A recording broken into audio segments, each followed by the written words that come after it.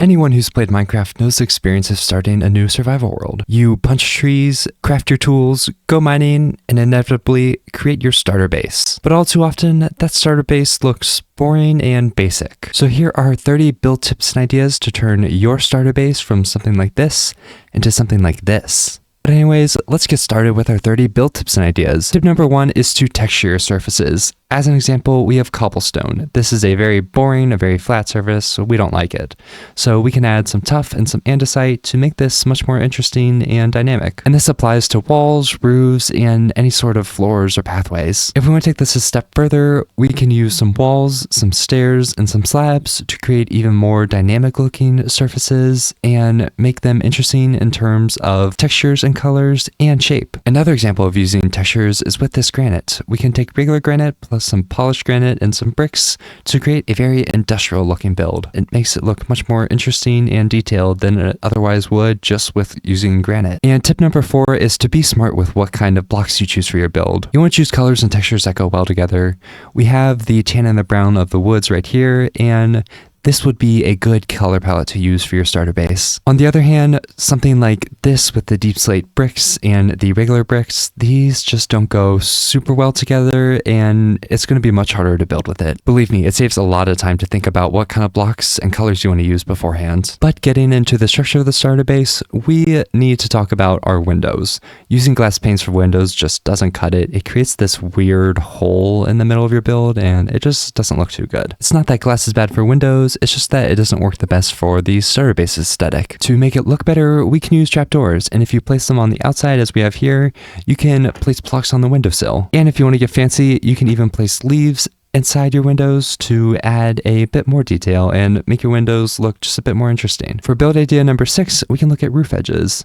If you just take the shape of the roof and extend it one block beyond like your frame, you get this weird like staircase going on, but it's not very supported and just looks awkward. Because of that, it's important to place slabs and upside down stairs to create a more sturdy and realistic looking roof line. With that in mind, we can experiment with the roof shape. We can create tall roofs, flat roofs, or curved roofs. It's really up to you to choose the shape, and it just adds a little bit of fun to your starter base. Now that we have some of the basics covered, let's get to some of the fun stuff. For build idea number 8, we can create a simple flower bed. We can place some grass blocks, add some trapdoors around the sides, and then put some colorful flowers on top. And it adds just a nice little pop of color to your build and looks really cute and cozy. On a more structural note, if you have multiple stories for your starter base or want to add another story, you can create a balcony. You can just use some cobblestone walls to support the balcony and then have a nice simple railing going on. It creates a nice little spot to hang out and really adds to the overall shape of your starter base. For some variations on the balcony, you can take the supports and add a fence in the middle just to add a little bit of detail. As for the railing, you can add some cobblestone walls and some gates to create a railing that has a bit more character to it. Now, an important aspect of the starter base is having a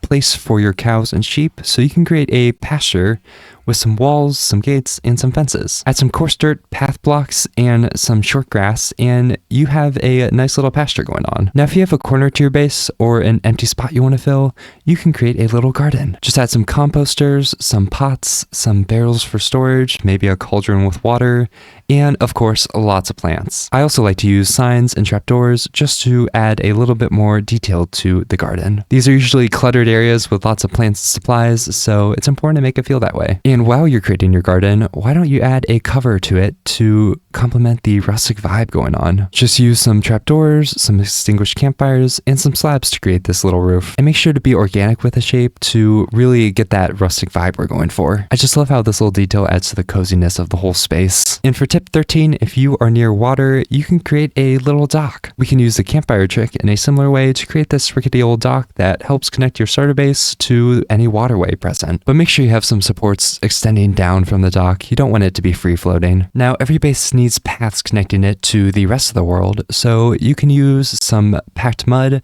some coarse dirt, and some path blocks to create a nice little path. And you can add some vegetation with some grass and some flowers, as well as some lights with some cobblestone walls and torches to create an even better path. Now we can move inside with some cool floor designs. We can use some chiseled bookshelves and some stripped oak logs to create this nice little wooden floor right right here. And this is great all around use. You could honestly use this in any sort of room in a starter base. It would look great anywhere. For a more nature-based floor, you can use some oak leaves and some stripped oak logs to create this cool pattern right here. This floor would look great in a nature-based build or in any sort of hallway. And for our last floor design, we have this one right here. We can use some polished tough bricks as well as some polished andesite to create this nice little design right here. And this sort of floor design would be great for any sort of basement, kitchen, or patio. For tip 18, we have our canopy bed. The bed is one of the most important parts of the starter base, so why not make it fancy? Simply use 2 beds, some oak trapdoors, signs, and stairs, along with some banners to create this masterpiece. For an extra bit of detail, you can customize the color of the beds and the banners to create a canopy bed that's personalized to your taste. On the other hand, if you want to keep your sleeping arrangement simple, you can create this smaller bed. Just use a trapdoor, sign, and a barrel as a side table, and you have yourself this nice little setup. You can add some flowers on the nightstand as well as a rug. Speaking of rugs, you can use wool to create a fairly simple one.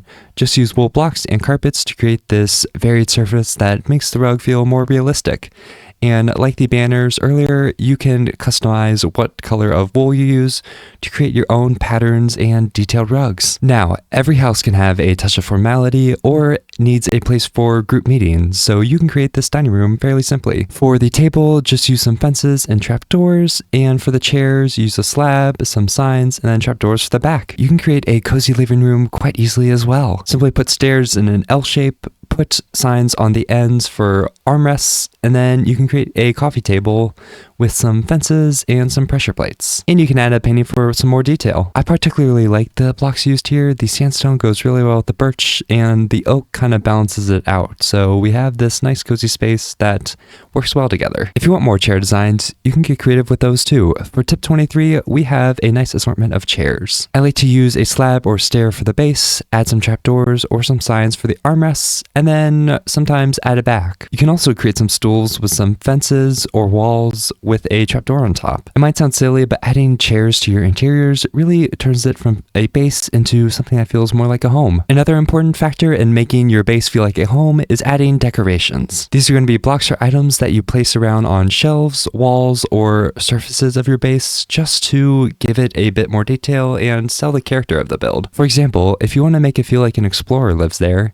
you could add some cartographer tables, some compasses, and some maps of your area. But otherwise, adding pots, lanterns, redstone pieces, ladders, paintings, or any sort of like workstations work really well in creating your decorations. Now, I have a soft spot in my heart for bookshelves. I love using these to decorate walls.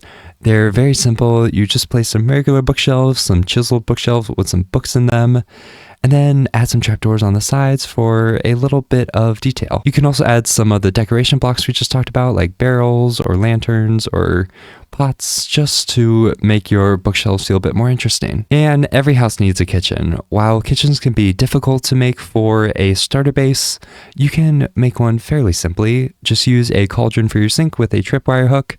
You can use an iron door and some polished diorite for your fridge, and a chiseled stone brick right here for your stove. Add some chiseled bookshelves for your cabinets, some trapdoors for your shelves, and some decorations, and you have yourself an amazing looking kitchen. It's simple, but again, makes your base feel like a home. Now, every space needs good lighting, and if you can afford lanterns, I would say use them. You can put them on some stands, on shelves, in windows, or hanging, and they all look great there. Torches work too. You can put those on some stands, or you can put them in little alcoves in the wall that you create. But make sure to include lighting somewhere in your build. And let's be honest, the main reason you create your starter base is to have a place to store your items, so here's a nice little storage system. We have chests on the side, the important blocks in the middle, and then some trapdoors just for some elegance. If you want a larger system, you can add some more chests, turn them sideways, and then you create these little spaces on the sides that you can put furnaces and your workstations. And if you want to add a trapdoor in the middle, you can even create a secret chest for your valuables. Now, if that storage wasn't enough, you can create even more by adding some barrels into the floor with some chiseled tough bricks. You still have a lot of storage, but you get a little bit extra if you need it. and you can hide some more treasure